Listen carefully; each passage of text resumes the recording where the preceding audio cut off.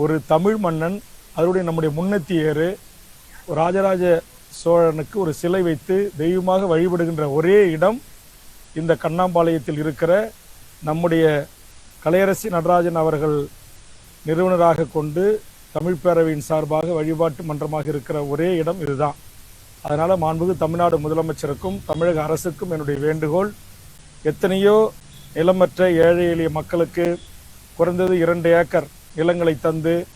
நீங்கள் அதற்கு பட்டா வழங்கி அவர்கள் விவசாயம் செய்வதற்கு அவர்களுக்கான டிராக்டர் வங்கி கடன்கள்லாம் ஏற்பாடு செய்த தமிழக அரசு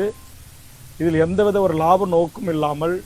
சிவனுக்கு தொண்டு செய்வதும் ராஜராஜ சோழனுடைய புகழையும் அவருடைய பெருமைகளையும் வரலாற்று எச்சங்களையும் நாளைய தலைமுறைக்கு கடத்துகின்ற ஒரு மாபெரும் அறப்பணியை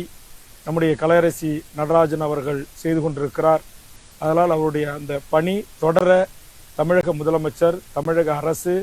இந்த திருவள்ளூர் மாவட்டத்தினுடைய ஆட்சித்தலைவர், வருவாய்த்துறை அதிகாரிகள் எந்த விதத்திலும் தொந்தரவு செய்யக்கூடாது என்ற வேண்டுகோளையும்,